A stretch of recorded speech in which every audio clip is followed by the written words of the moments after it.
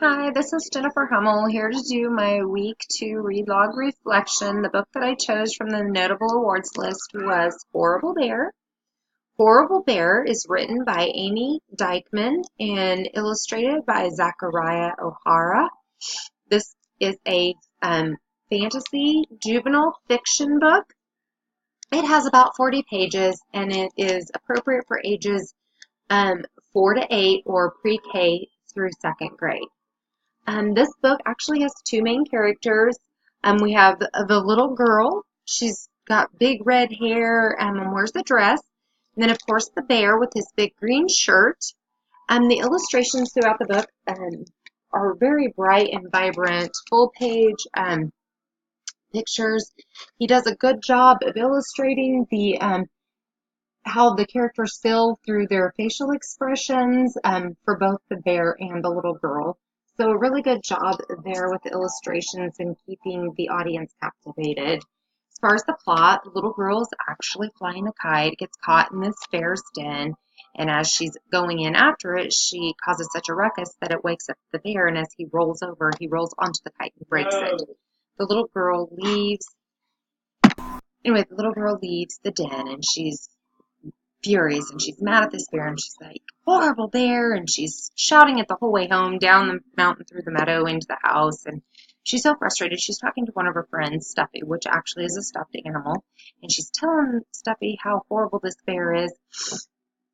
And when she's doing that, she's so frustrated that she accidentally rips Stuffy's ear off, and she feels so horrible, and she's like, oh my gosh, I'm so sorry.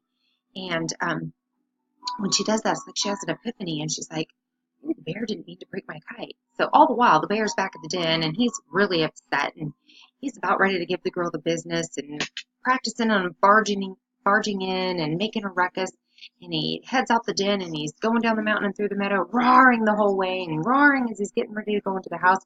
And he walks in through the door, and before he even has a chance to, yell at the little girl apologizes. She says, you know what? I am so sorry that I was like that.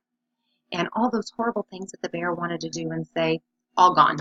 He just comes up with a great idea that he's going to help fix Stuffy because he feels sad for the little girl. And, they become friends and they leave and they go back over to the bear's den and they fix the kite. So that's really the plot of the story. As far as the setting, there's a lot of settings. They're in the bear's den, they're outside in the meadow, in the little girl's house. So there's several throughout the story. As far as the theme, really it's about that accidents can happen, of course, how to treat one another. It's better to be nice than rude, and of course, the importance of saying I'm sorry. As far as the interaction between the characters, really the little girl was really rude to the bear to begin with, which caused the bear to kind of want to be rude to the little girl. But in the end, all was well. The little girl apologized and they became friends and everything was okay. Yes, I would definitely read this to my students or recommend this to other students. It's a good, easy read book. It has a lot of bright, vibrant illustrations in it to captivate their eye. It's a good book that there can be a lot of interaction, whether you have them tell you what they think is going to happen or chiming in with the horrible bear or roars as they go on throughout the story. But again, those life lessons about being sorry and accidents can happen are good lessons within this book as well.